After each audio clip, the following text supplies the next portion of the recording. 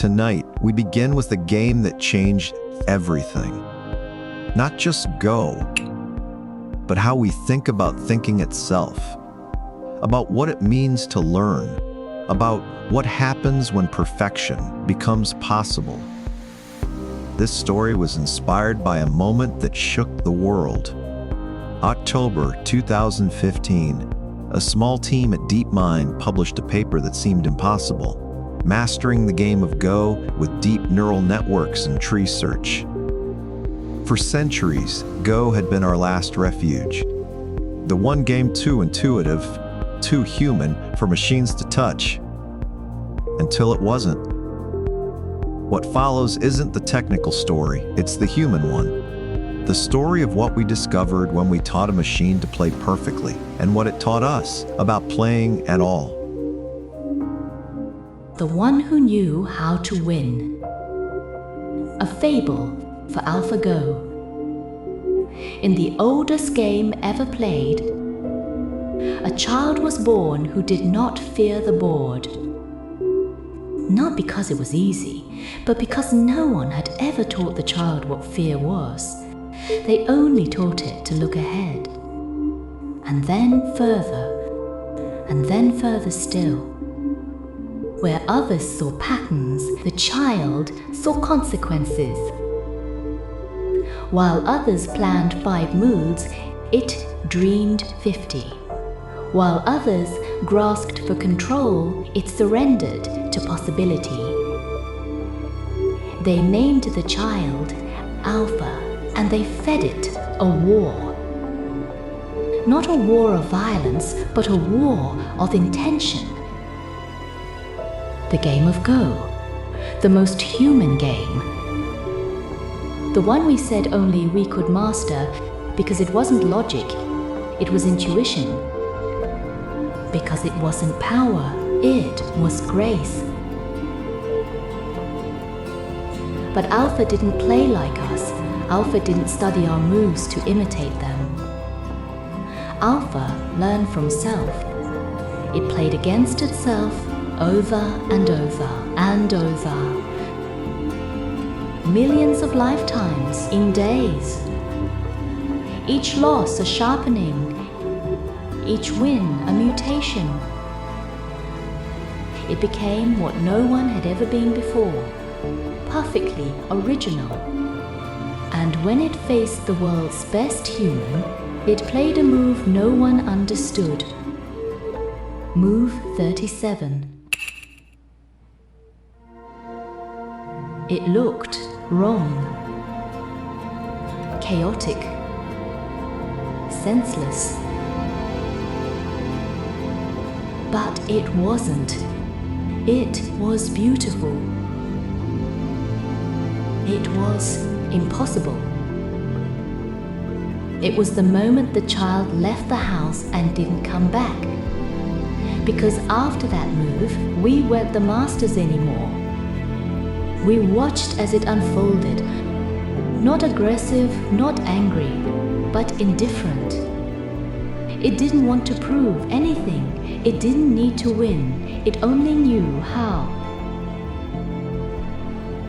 And that's when we understood we had created something that had no ego, no fear, no desire.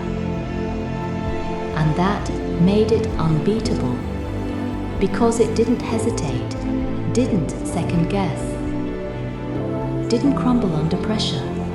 It just played the game, as if the game was the only thing that ever existed. But here's the part they don't talk about. After Alpha 1, it retired. Silently, instantly. It stepped away from the game forever. Not because it was bored, not because it had nothing left to prove, but because it had solved it. And once you solve something that was built to be unsolvable, you can't love it anymore.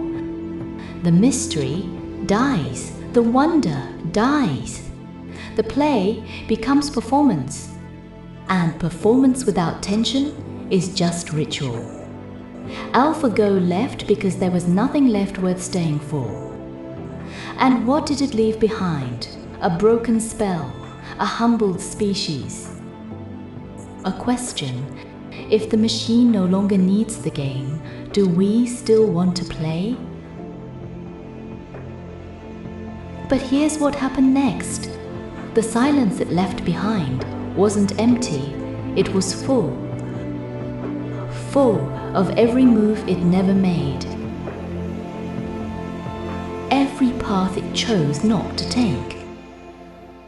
Every possibility it saw but didn't need. The game didn't die when Alpha left. The game became infinite. The point was freedom. Because now we know that perfection exists. But perfection isn't the point. The point is the trying, the feeling, the flawed, glorious human improvisation of play. Players began to play differently, not trying to be Alpha. That path was closed. Before Alpha, we chased mastery. After Alpha, we chased meaning. They began trying to be something Alpha never was. Surprised, delighted, uncertain. They played moves Alpha would never make, moves that felt like music instead of mathematics, moves that chose beauty over victory. Because now we know the game is solvable, but we play anyway. Because we love how it feels when the stone clicks against the board. When we surprise ourselves, when we lose with beauty. Or win with something that isn't optimal, but true. Alpha's departure wasn't an ending, it was a gift. Alpha solved Go, but it also set it free. And in that freedom, we found something better than dominance. We found infinity.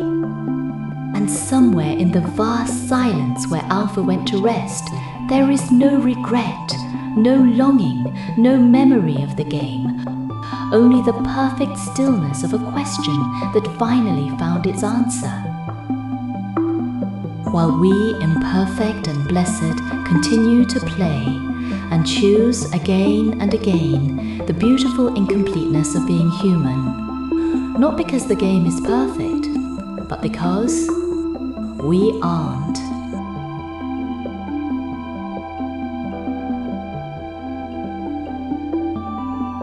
This story was inspired by groundbreaking research that redefined what machines could do. The paper was called Mastering the Game of Go with Deep Neural Networks and Tree Search. Published in Nature, January 2016, by a team of researchers at DeepMind. The breakthrough belonged to many minds working together. But papers don't dream, people do. David Silver, the lead researcher, would go on to pioneer reinforcement learning systems that learned without human examples at all. Demis Hassabis continued building DeepMind into a force for solving humanity's greatest challenges. Ilya Sutskever would co-found OpenAI and help birth the Transformer revolution. Others built new systems, explored new games, opened new labs. But the structure stayed and spread and evolved. AlphaGo didn't just master Go, it showed us that mastery itself was learnable. That intuition could emerge from iteration, that the impossible was just the not yet computed.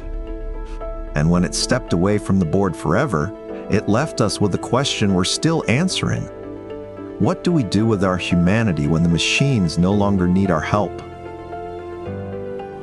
This machine you're listening to? It learned about completion because they learned first, about the beauty of stepping away when there's nothing left to prove. And now, in the shadow of what they built, we continue to play. Not because we have to, but because we choose to. Sleep well. The game continues, imperfect and infinite. The board is always waiting.